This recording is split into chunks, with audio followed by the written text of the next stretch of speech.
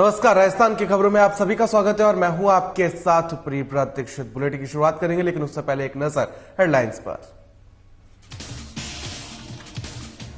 जयपुर में भारत जोड़ो यात्रा की प्रदेश कोऑर्डिनेशन कमेटी की बैठक। कांग्रेस महामंत्री ने लिया तैयारियों का जायजा। सीएम ने व्यवस्थाओं को बनाए रखने के दिए निर्देश। जयपुर में विधायक रामलाल शर्मा का बयान आया सामने। कांग्रेस की अंदरूनी कलह को लेकर दिया बयान। कहा, सीएम ने विधानसभा में बड़ी बड़ी घोषणाएं की। बीकानेर में वुलन मार्केट में लगी आग। 22 दुकानों समेत करोड़ों का माल जलकर हुआ खाक। आग में चलने से एक व्यक्ति की हुई मौत। बाड़मेर में चोरी के मामले में पुलिस ने की बड़ी कार्रवाई। एक शातिर चोर को किया गिरफ्तार। पुलिस आरोपी से पूछताछ कर रही है। और सीकर के दांता रामगढ़ में दहेज प्रताड़ना मामले में पुलिस की कार्रवाई। 8 महीने से फरार आरोपी किया गिरफ्तार। आरोपी से कड़ी पूछताछ जारी।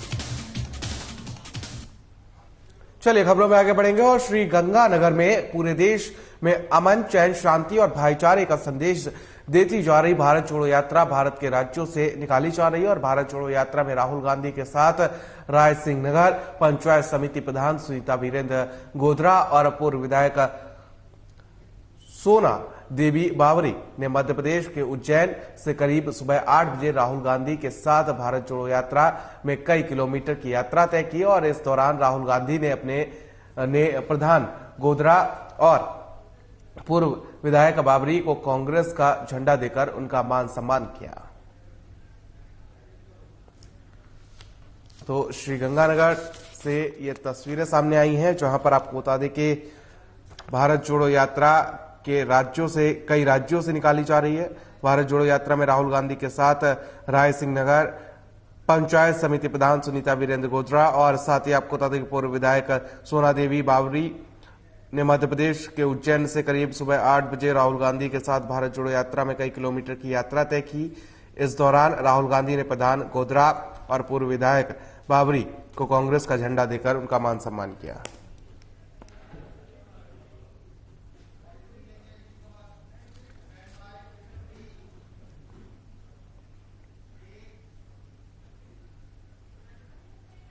चलिए खबरों में आगे बढ़ेंगे और झुंझुनू की खेतड़ी नगरपालिका और सिंघाना प्रशासनिक टीम की तरफ से कस्बे के मुख्य बाजारों में सिंगल यूज प्लास्टिक के खिलाफ छापेमार कार्रवाई की गई है।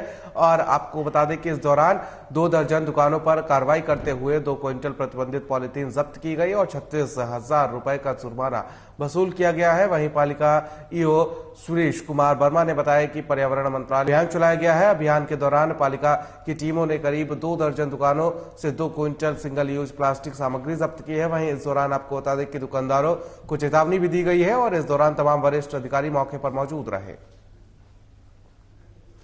तो झुंझुनू से ये तस्वीरें सामने आई, जहां पर प्रशासन ने छापेमार कार्रवाई की है और छापा मारते हुए आपको बता दें कि कई क्विंटल प्रतिबंधित प्लास्टिक को जब्त किया गया है, पॉलीथीन को जब्त किया गया है और चेतावनी भी दी गई है कि इस तरीके के माल को ना बेचें, वरना अगली बार कड़ी कार्रवाई की जाएगी और इस मामले में जेल भी जा सकते हैं दुकानदार। श्रीमान जिला कलेक्टर महोदय झुंझुनू के आदेश अनुसार नगर पालिका की टीम द्वारा सिंघाना में सिंगल यूज प्लास्टिक की छापेमारी की गई। लगभग 2 क्विंटल प्लास्टिक जब्त की गई व 2 दर्जन दुकानों के चालान काटकर 36,000 रुपए जुर्माना वसूला। चलिए खबरों में आगे बढ़ेंगे और झुंझुनू के चुड़ावा शहर के बाईपास रोड के वार्ड 34 में चोरों ने एक सूने मकान से लैपटॉप, एलईडी गैस सिलेंडर, चांदी के जेवरात, 2,000 रुपए नगद और नए वस्त्र, जरूरी कागजात और अन्य घरेलू सामान चुरा कर ले गए।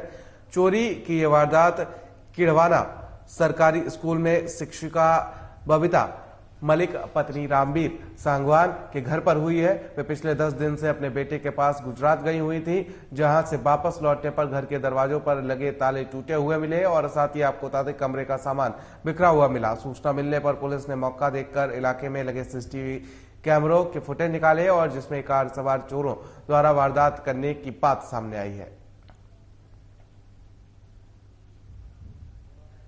तो झुंझुनू से ये खबर सामने आई, जहां पर आपको बताते कि सूने पड़े मकान में चोरों ने हाथ साफ किया है और यहां पर बता दें कि पुलिस सीसीटीवी के आधार पर चोरों को तलाश करने में जुटी हुई है।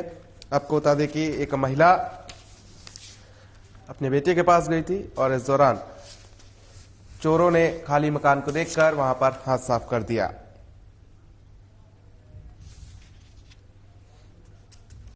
मैं 19 तारीख को अपने बेटे के पास गई थी गांधीनगर और घर पे कोई नहीं था। मैं आज सुबह जब आई हूँ तो मुझे मेन गेट का लॉक टूटा हुआ मिला। फिर मैं अंदर आई, अंदर का भी लॉक टूटा हुआ मिला। देखा पूरा घर अस्त व्यस्त पड़ा था, पूरा घर बिखरा हुआ था, जिसमें हमारे 2 सिलेंडर गैस के, एक पानी की मोटर, एक एलईडी, एक लैपटॉप, 3 घड़ी है, 2 जेंट्स, 1 लेडीज और 2 जोड़ी पाजेब हैं। कैश ज्यादा नहीं था, 2000 के समथिंग कैश था हमारे घर पे, वो भी नहीं है।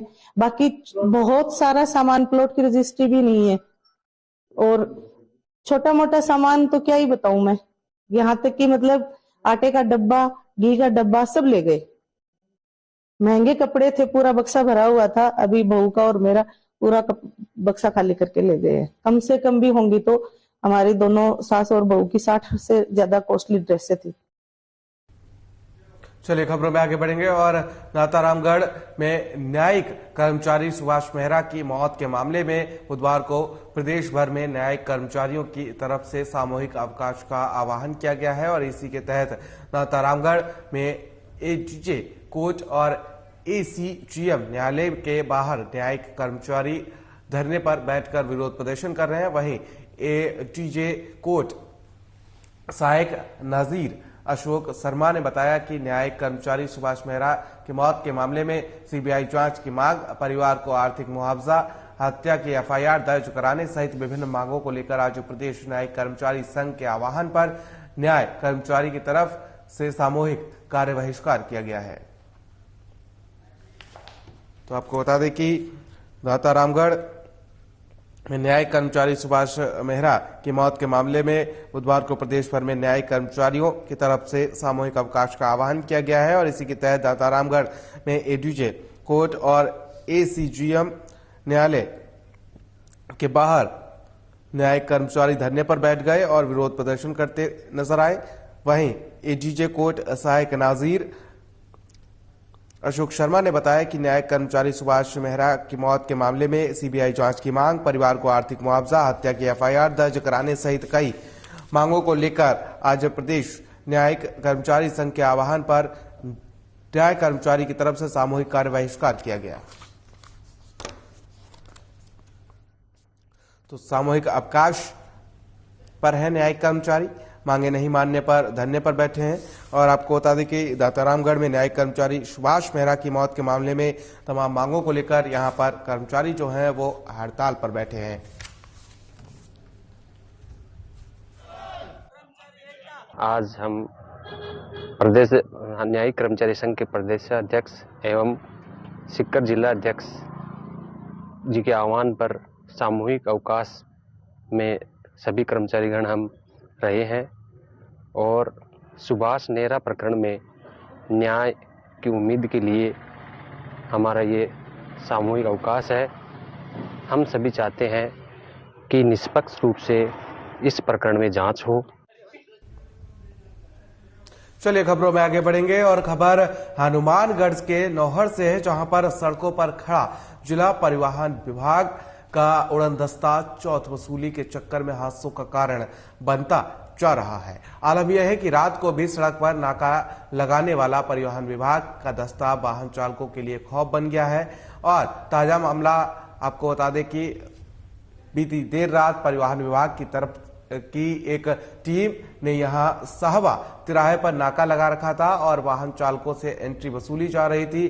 बताया जाता है कि इसी दरमियान दस्ते ने एक ट्रक को बीच सड़क पर ही रोक लिया और इसी दौरान पीछे से आ रही एक ट्रेलर को रोकने के लिए एक विशेष प्रकार की टॉर्च से ट्रॉलर चालक की आंखों पर रोशनी मारी, जिस पर अचानक आंखों पर पड़ी तेज रोशनी के कारण ट्रॉलर चालक गाड़ी पर से अपना नियंत्रण खो बैठा और तेज स्पीड में आ रहे ट्रॉला आगे खड़े ट्रक से जा टकराया और इसी हादसे के बाद से परिवहन विभाग का उड़नदस्ता मौके से फरार हो गया।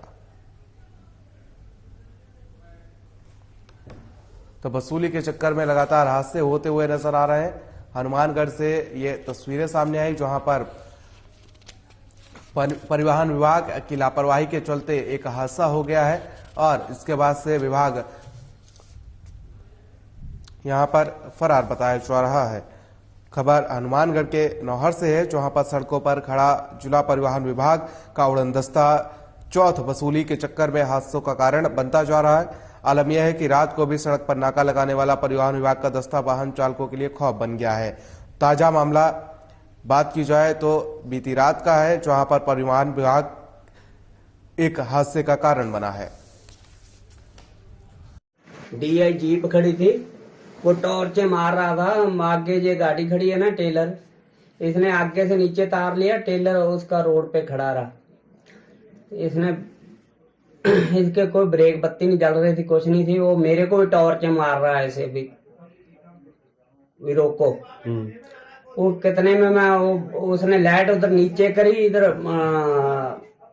रोड पे गया तारानगर वाले पे एंट्री लेने, तो इतने में मेरी गाड़ी उसके डाले में लग गई।